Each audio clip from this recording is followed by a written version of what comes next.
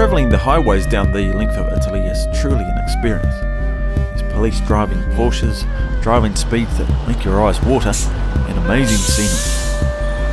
From the roads it was on to ship for a short ferry trip across to the fascinating island of Sicily.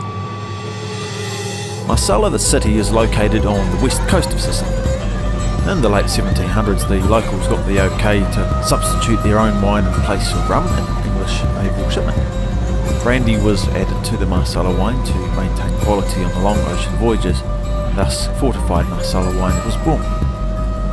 John Woodhouse, an English merchant, was so impressed with Marsala wine that he purchased 20,000 litres and shipped it to England. Following Woodhouse's winery and company, Benjamin Ingham founded a competing firm in 1812. 20 years later, Calabrian Vincenzo Florio set up his company. Florio is known as the father of the Sicilian wine trade and the man who spread the word about Marsala to the world.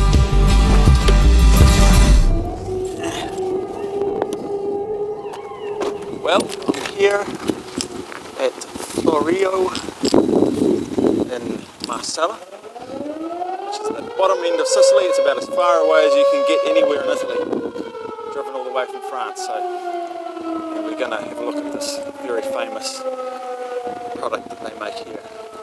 I believe it tastes very good. So I'm going to go and meet Marcello. He's going to show me around. Marcello! Very good. The best part of production is made of Grillo and Cataratto. So these are the most valuable kind of grapes that we use. And well, everything should start from grape, but we don't have grapes, we don't have vineyards like the Englishmen that started everything. Yeah. So we started simply buying our raw materials that are alcohol, coming from wine or wine byproduct. Wine, mistella, that's alcoholized must. It's simply fresh must added with alcohol to prevent any fermentation. So this is our source of sugars. And mosto caramellizzato, cooked must. Must that's cooked and concentrated to a third of the original volume. So the yield is a black, thick syrup, 75-80% in sugar. But above all, with a very distinctive and characterizing taste, very, very close to the prunes. Okay. Mixing in different proportions these ingredients, we can have different kind of marsalas.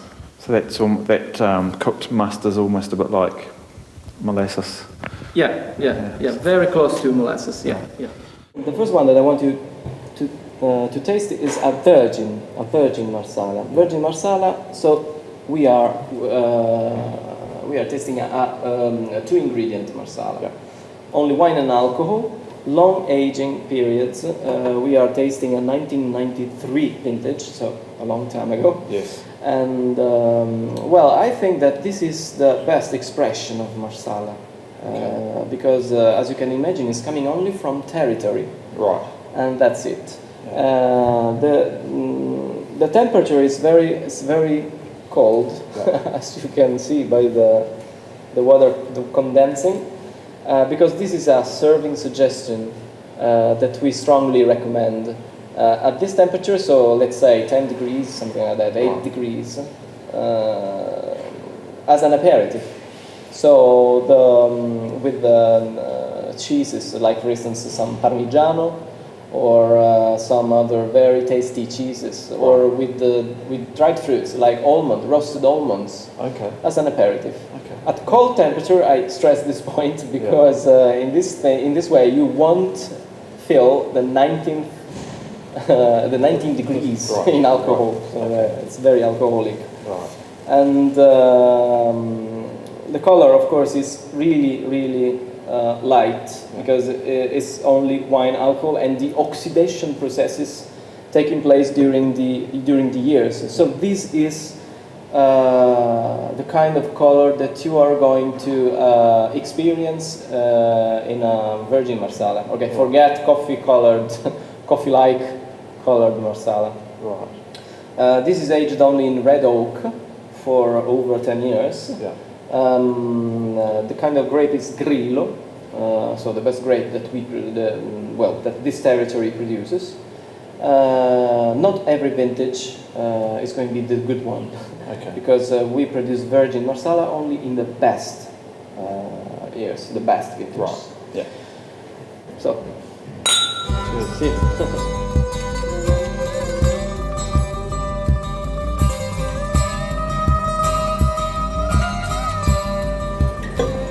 This is the essence of Marsala. This is Marsala how it should be. You are not going to feel anything else than the sun, the dust of our lands, and now you are sensing, you are feeling the bitter almond aftertaste, typical of Grillo and typical of Marsala, characterizing Marsala, all Marsalas. Very good. Yeah. I like that. It depends on your tastes, because with this couple of products we make people happy, we make all the world happy, because as often happens, the world is split in two. Half of it likes dry wines, the other one likes sweet wines. Yes. This is the top quality for dry wines, terrearse. Yeah. In people's minds, the taste of Marsala is the taste of this product. Okay. That, technically speaking, is a reserve, Marsala Superiore Riserva, and it's a 4-ingredient Marsala, coming again only from wine coming from Grillo, Grillo grape. 4-ingredient, that's to say, wine, alcohol, mistella, so alcoholized must, our source of sugar, because this is a half-dry product, 70 grams per liter of sugars, so sweet. Even if technically speaking is a half-dry product, and cooked must. 1% of cooked must, and you can see it from the color. This is a little darker, than the other one, and this is due to the addition of this 1% of cooked must. This minimum amount, that's the minimum required by law for this kind of Marsalas that are called amber.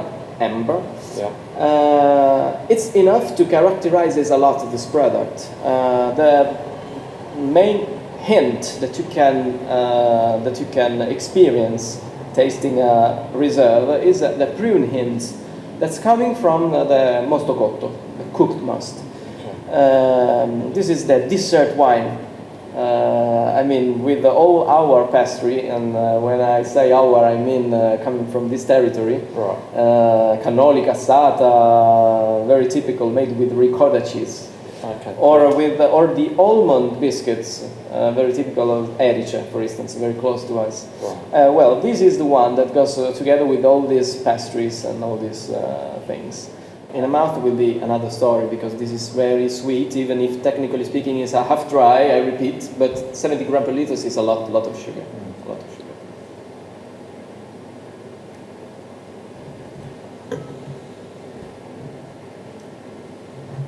And it's similar, but it's another thing. And this is the serving temperature. Probably this seems more alcoholic than the other one, but simply because of the temperature. That one was at around roughly 10 degrees, this is roughly 20. So this is the only difference, but it makes a lot of difference.